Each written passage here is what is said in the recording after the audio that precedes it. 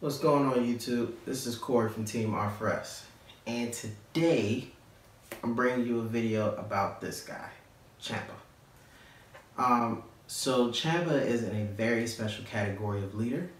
He and Gohan particularly have a very special ability, and it's that they kind of do the exact same thing no matter which side they're on. Whether he's regular or whether he's awakened, Champa has the ability to draw you a card. There is a condition for it on his unawakened side, and the condition for it on his awakened side is to swing out for battle. And Gohan works mostly the same way. But because of this, Champa has a flexibility that other leaders do not have. Even leaders like Vegeta and Ginyu have to kill themselves and break their own backs in order to awaken themselves and to gain you advantage. Meanwhile, Champa and Gohan have to do something as simple as Gohan's ability is like, I have to be winning, which means you have one less prize. Your opponent has less prizes than you. So functionally, all you have to do is be winning at the game at the moment in order to draw cards for him.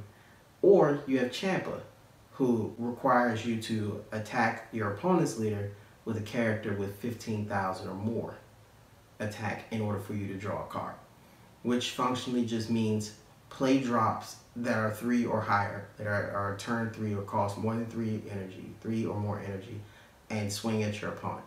There's but maybe like a couple of 3 or higher drops that aren't 15k or higher. And when he flips over, he becomes even more useful, just like Gohan, having a secondary effect, a functionally secondary effect, where Gohan blows up the field and Champa gives any character on your field or himself double strike. So I just kind of wanted to talk about him because a lot of people try to put him in the box of mono red, and this is erroneous. He doesn't have to stay there. In fact, I would argue that he's better when he's in a mono other color deck. So I'm going to show you my version of a Champa deck. Alright, we're going to start out with the leader. Champa. Only purpose is to sit there and let you swing with guys and draw.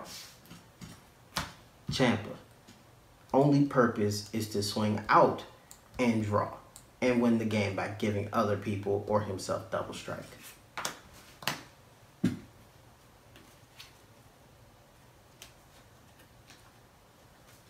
Boo. If it ain't boo, it ain't blue. Boy, if you don't get... So play 4 of them.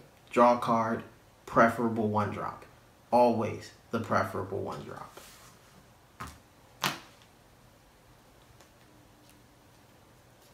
Cabba. Best card with this card. Don't play this on 1. Don't play this on 2. Don't play this on 3. Play this when you can protect it.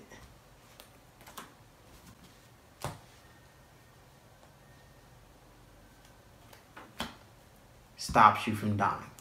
All he's good for. That's literally all he's good for. Stops you from dying better than this guy. And keeps you with at least 1 untapped mana so that you can always survive.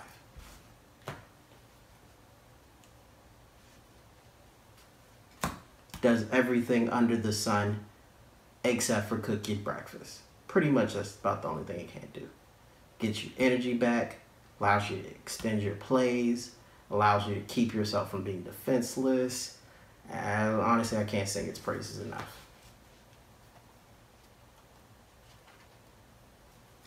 Necessary. Life-saving card. Simple as that. Under 4 or less prizes, life-saving card. 4 or less prizes on attack, kill your opponent. Simple as that. Combo to kill. Set up for endgame. That's it. He's a setup for endgame. Do not play him on 2 and swing at your opponent. There's not enough advantage in that.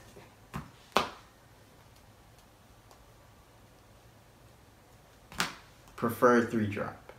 Critical gets you everything you need because it stops your opponent from getting advantage, and Champa allows you to draw off of him. He's your Cabba. Yeah, he's your Cabba.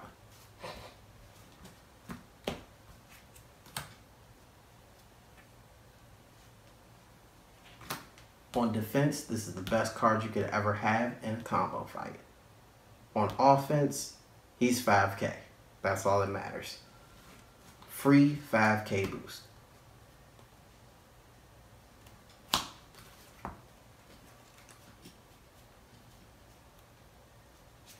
Only play in tandem with this, unless it gives you the game.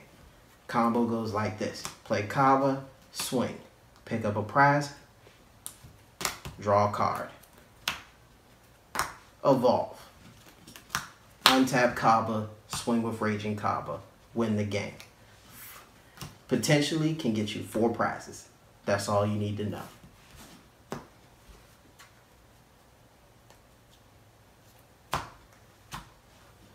Not a 4-drop in practice. This is a 5-drop. I know what it says, but this is a 5-drop. Get 10k to be 25k, bigger than just about anybody in the game.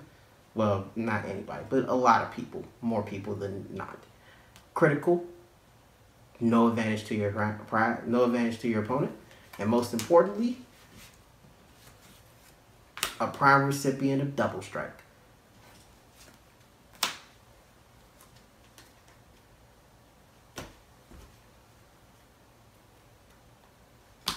Not a 4-drop. You play him on 5 or you don't play him at all. He's there just to kill a guy. Ignore all that other stuff. Kill a guy. That's what matters. Your opponent can't stop you.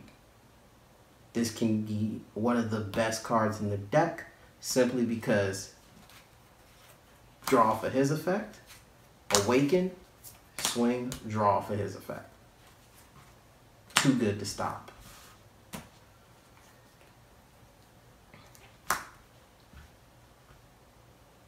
Gets a blocker out of the way if you evolve. Dual attack and critical otherwise. Dual attack, critical, and double strike if you know what you're doing. In the game. In the game. The game isn't over. In the game. Now I want you to note that that deck only has about 15 or 16, something like that, red cards in it. Why? Because red is not good right now to the point where I can definitively say that it can beat just about anything. It is too easy for red to come out on the bottom simply because late game is too powerful in this particular game right now. And where it's strongest is where it has some of the biggest, where certain other decks, particularly green, has some of the biggest defensive cards ever. A simple full power energy stops a Cabba and kills another. And that's too much. So being aware of that, I built this deck to get around that flaw by using critical. Critical stops your opponent from gaining advantage from when I have to swing out, making it extraordinarily dangerous. It's not a 1-for-1. It's a I draw 1, you lose a card. Simple as that. And critical gives you that God Charge Vegeta, who's too powerful by himself, but give him double strike and he can take 4 prizes. Play Cabba and evolve into Raging Cabba, that's a potential 4 prizes. Play hit, evolve into hit, and there's a potential 4 prizes. And God Charge, he may not be a potential 4 prizes, but he's almost a guaranteed 2 prizes for game. Another one. For game. Another one.